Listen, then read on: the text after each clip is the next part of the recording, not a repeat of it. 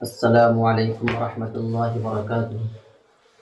بسم اللہ الرحمن الرحیم وبہ نستعین۔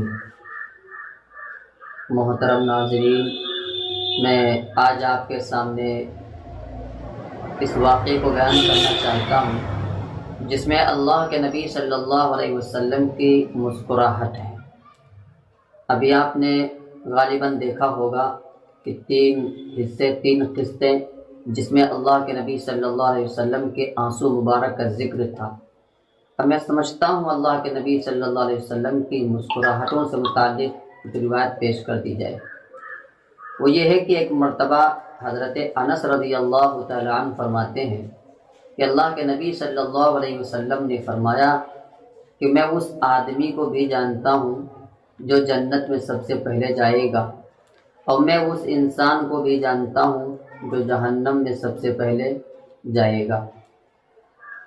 اس کے بعد اللہ کے نبی صلی اللہ علیہ وسلم نے فرمایا کہ رحمت عالم صلی اللہ علیہ وسلم نے ارشاد فرمایا کہ اللہ تبارک و تعالیٰ کی بارگاہ میں ایک انسان کو پیش کیا جائے گا۔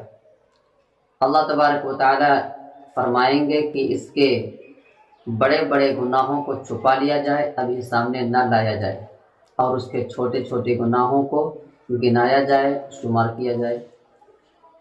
جب سب سے پہلا چھوٹا گناہ، اس کے بعد چھوٹا گناہ، اس کے بعد چھوٹا گناہ آئے گا، اس سے پوچھا جائے گا تو نے گناہ کیا، تو نے گناہ کیا؟ باری تعالیٰ ہوں گے، وہ بندہ ہوگا تو وہ اقرار کرے گا، کیونکہ انکار کی کوئی گنجائش نہیں بارگاہ خداوندی میں۔ جب وہ اقرار کرے گا تو وہ یہ سمجھ رہا ہوگا کہ اب تو ہم جہنم کے حقدار ہو گئے، اب تو ہمارے اوپر بڑی مار ہوگی، پریشانی ہوگی۔ اسی حال میں تھا، اللہ تبارک و تعالیٰ نے کرم فرمایا، اللہ تبارک و تعالیٰ کی رحمت جوش میں آئی، اور اس بندے کی جو چھوٹے چھوٹے گناہ تھے اس کے نیکیوں میں بدل دیا گیا۔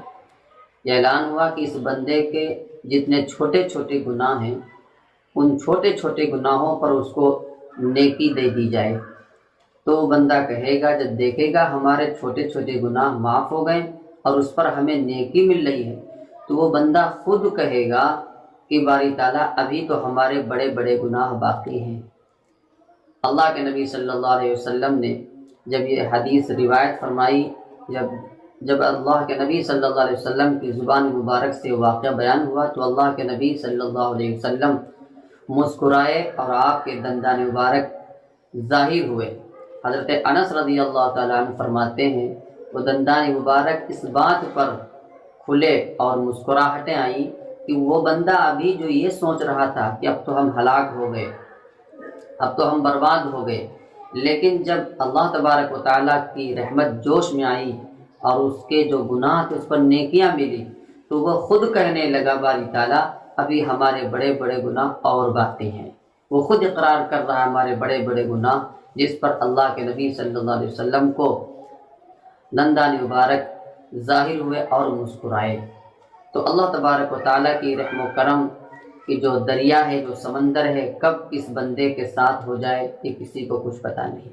اللہ تبارک و تعالیٰ ہمیں بھی اللہ کے نبی صلی اللہ علیہ وسلم کی سنتوں پر، سیرتوں پر عمل کی توفیق عطا فرمائے۔